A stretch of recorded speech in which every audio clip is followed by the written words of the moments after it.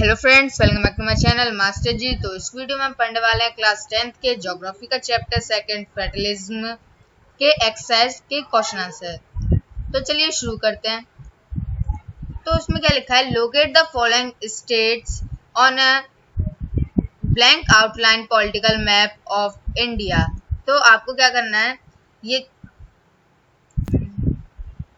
तो आपको इसमें जो आपको ये मणिपुर, सिक्किम, छत्तीसगढ़, गोवा ये सब दे रखा है, आपको क्या करना है, मैप पे लोकेट करना है।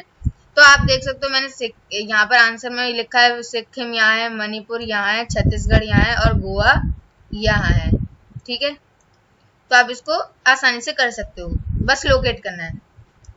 सेकंड क्वेश्चन क्या है, identify and shade 3 federal countries other than India on a blank outline political map of the world. तो आपको इसमें भी क्या करना है, आपको शेड करने हैं 3 फेडरल कंट्री, इंडिया को छोड़कर 3 फेडरल कंट्री आपको आइडेंटिफाई करनी है।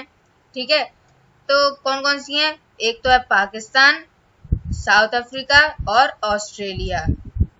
ठीक है, इसके बाद क्या है, point out one feature in the practice of federalism in India that is similar to and one feature that is different from that of Belgium। तो आपको इसमें क्या बताना है कि आपको एक फीचर बताना है इंडिया और बेल्जियम का जो सिमिलर है और जो सिमिलर नहीं है।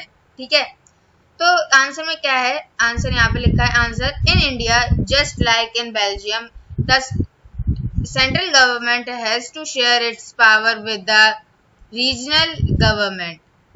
तो इंडिया की तरह ही बेल्जियम में क्या होता है, सेंट्रल गवर्नमेंट क्या करती है, अपनी पावर को शेयर करती है रीजनल गवर्नमेंट से। और however unlike India, Belgium has an community government in addition to the central and the state government. तो अनलाइक बता रहे हैं, एक तो हमने लाइक बता दिया कि हमारे बेल्जियम और इंडिया में क्या सेम है, और अनलाइक बता रहे हैं क्या डिफरेंट है।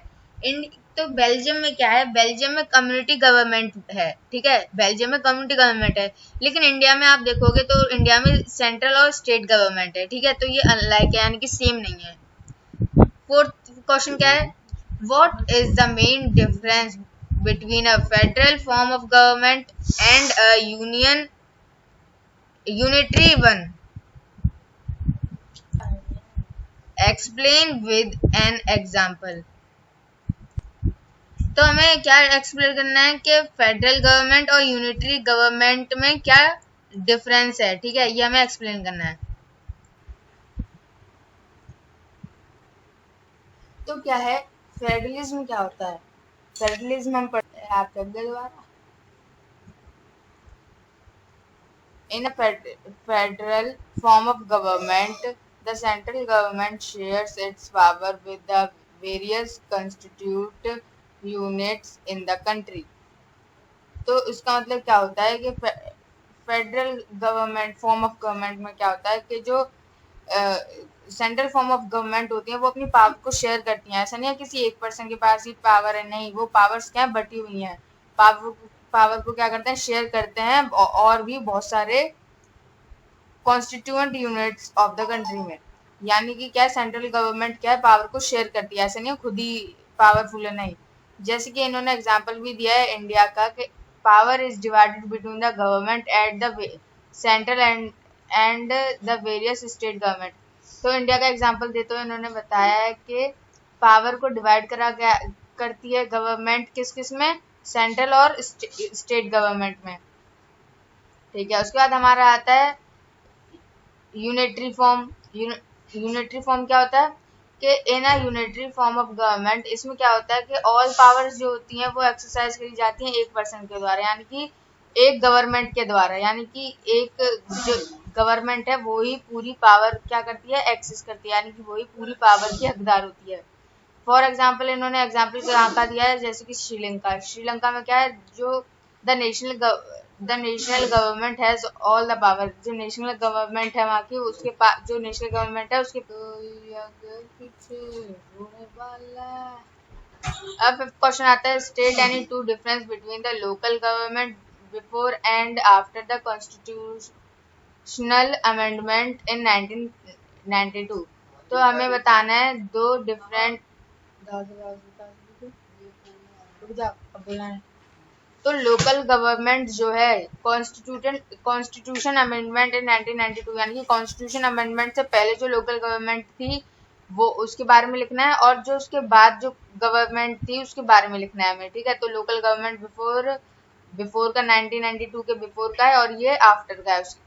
तो उसमें क्या है, election were controlled by the state and not held regularly, यानी कि क्या था, इलेक्शन जो थे कंट्रोल करे जाते थे स्टेट के द्वारा, और उसको रेगुलर नहीं होते थे, यानी कि एवरी 5 ईयर के बाद नहीं होते थे।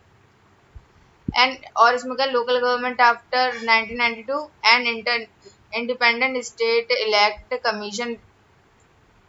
Commissions responsible to conduct election regularly. इसमें क्या हुआ, इलेक्शन को क्या करा, रेगुलरली करा गया।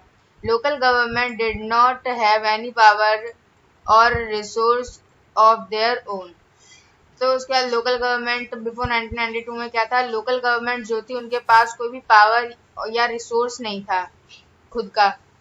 और उसके बाद क्या हुआ, आफ्टर के बाद the state government are required to share some power and revenue with local government bodies. यानी कि क्या हुआ यहाँ पर, क्या था, यानी कि लोकल लोग जो थे, लोकल गवर्नमेंट जो थी उनके पास क्या थी, पावर नहीं थी, शेयर नहीं करते थे उनके साथ पावर। लेकिन उसके बाद क्या हुआ, 1992 के बाद पावर को शेयर करना शुरू कर दिया, ठीक है, लोकल गवर्नमेंट में भी। उसके बाद आता है हमारा fill in the blank since the United State is a coming together type of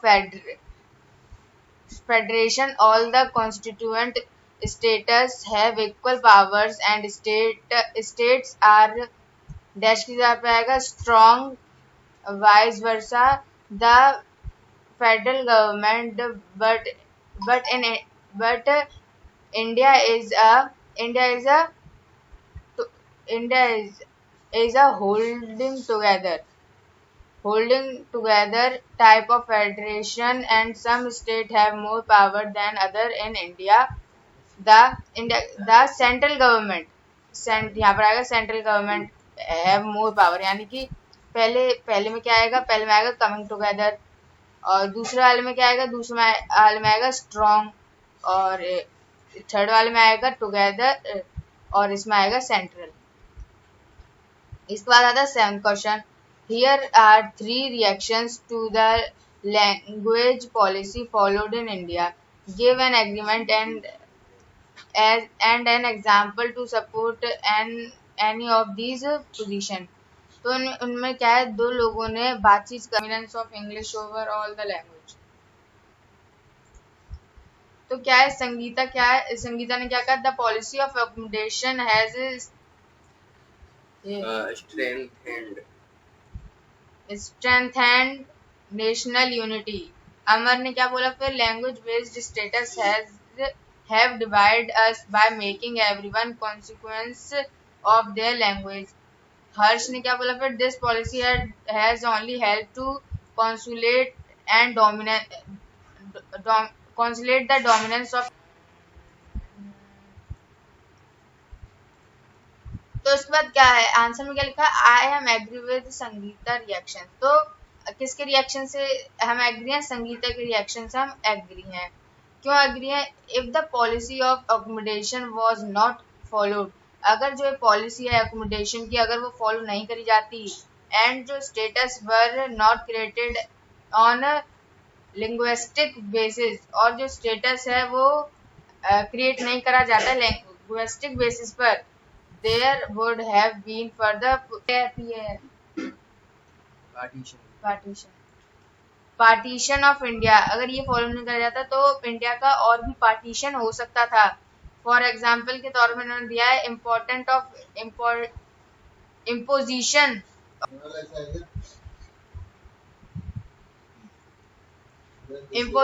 of Hindi as a national language would have lead the South to break away from the North, and Tamil Nadu would have become an independent nation। तो अब हम आते हैं अपने 8th question पे। The distinguish feature of a federal government is, तो distinguish feature क्या है फेडरल गवर्नमेंट का? Government power is divided between different levels, ये वाला। तो पहला पॉइंट क्या है? National government give some power to the, तो नेशनल गवर्नमेंट ने जो है कुछ पावर दी है, सम पावर, कुछ पावर दी है प्रोविंस गवर्नमेंट को। Power is distributed among the legislature, executive and judiciary. Power जो है डिस्ट्रीब्यूट कर दी गई है लेजिस्लेचर, एग्जीक्यूटिव और जुडिशरी में। ठीक है। सी पॉइंट क्या है? Elected officials exercise supreme power in the government. और जो इलेक्टेड ऑफिशियल्स हैं वो बहुत सुप्रीम पावर को एक्सरसाइज करते हैं, यानी सुप्रीम पावर को एंजॉय करते हैं गवर्नमेंट में। Government power is divided between the different level of the government. तो हमने इसको डी वाला आंसर बिल्कुल सही है, क्योंकि हमने ये पढ़ा था कि गवर्नमेंट की जो पावर है हम उसको डिफरेंट डिफरेंट नहीं इधर छोड़ोगे। उसके बाद आता है हमारा 9th। A few subjects in various lists of the Indian Constitution are given here.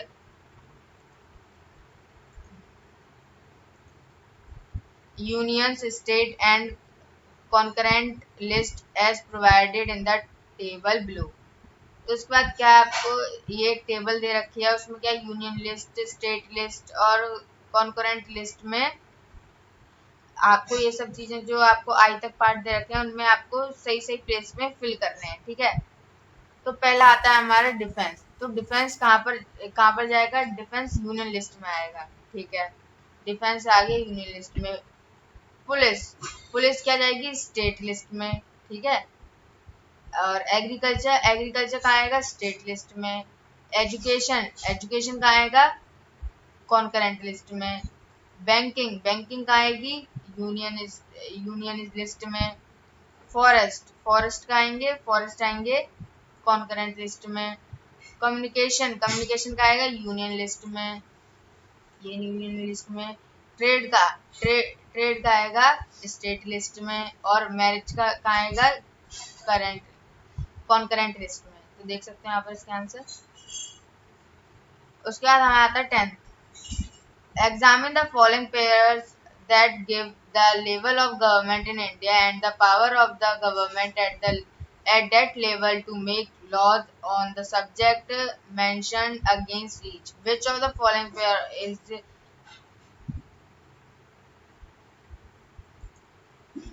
तो इसमें क्या है आपको देख सकते हो, जैसे कि ए क्या लिखा है पार्ट, स्टेट गवर्नमेंट क्या है? State list. Central government union list. और central and state government concurrent list. उसके बाद ये लोकल गवर्नमेंट क्या है? लोकल गवर्नमेंट रेसिडुअल पावर है, तो उसको हम, यही हमारा आंसर है। ठीक है। तो नॉट करेक्ट यही है। मैच 11th क्वेश्चन क्या है? मैच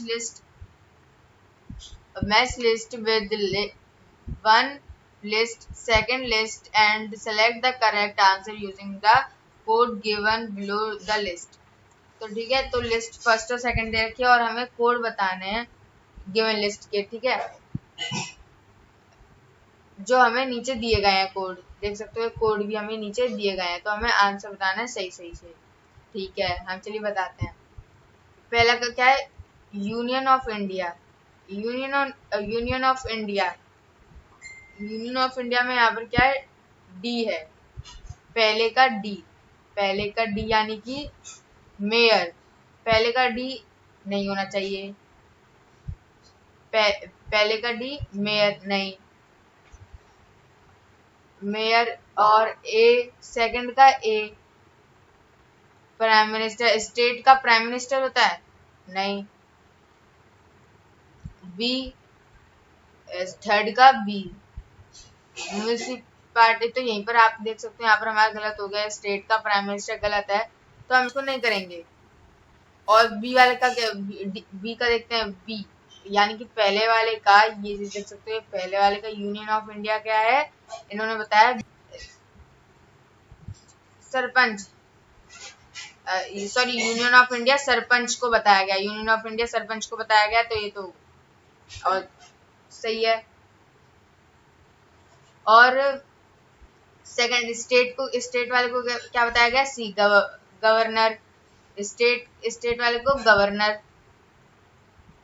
और डी वाले को क्या बताया गया, म्युनिसिपल को क्या बताया गया, डी यानी कि मेयर। और ए को क्या, और फोर्थ नंबर को क्या बताया है, ग्राम पंचायत प्राइम मिनिस्टर। तो ये तो गलत है, ठीक है। तो क्योंकि ग्राम पंचायत का जो हेड होता है वो प्राइम मिनिस्टर थोड़ी ना होता है, तो ये गलत हो गया। सी क्या है, सी पार्ट हमें दे रखा है कि पहले क्वेश्चन का पहले का ए आंसर है, पहले का union of India prime minister बताया गया है इन्होंने। और दूसरे का स्टेट का क्या है, सी स्टेट का गवर्नर होता है। और थर्ड का क्या बताया गया है इन्होंने, थर्ड म्युनिसिपल का क्या होता है, म्युनिसिपल का डी होता है, डी यानी कि मेयर, सही है। और फोर्थ नंबर का बी बताया गया है, सरपंच। ग्राम पंचायत का हेड कौन होता है, सरपंच होता है। यूनियन ऑफ इंडिया का हेड कौन होता है, प्राइम मिनिस्टर होता है। स्टेट का हेड कौन होता है, स्टेट का गवर्नर होता है। म्युनिसिपल का क्या कौन होता है, म्युनिसिपल का मेयर होता है। और ग्राम पंचायत का आपको पता ही है, सरपंच होता है, ठीक है। तो यहाँ पर आप देख सकते हो सी हमारा करेक्ट आंसर है। उसके बाद हमारा लास्ट क्वेश्चन है ये, तो इसमें क्या है, consider the following statement. A क्या है, in a federation the power of the federal and provincial governments are clearly democrated। और बी पॉइंट क्या है, India is A federal because the power of union and state government are specified in the constitution and they have exclusive jurisdiction and they on their respective subject। C क्या दे रखा है हमें, Sri Lanka is a federation because the country is divided into province. और ये क्या दे रखा है, D India is no long as federation because some power of the state have been devoted to the local government bodies. तो इसमें आप देख सकते हो, इसमें कौन कौन से सही लग रहे हैं, देख सकते हो। एक तो पहला सही लग रहा है, क्योंकि क्या है, in a federation the power of the federal and provincial government are clearly demarcated, ठीक है। और बी वाले का क्या है, India is a federation because the power of union and state government are specified in the constitution and they have exclusive jurisdiction on their power system है, जो government है वो डेमोक्रेटिक है। रुक जा।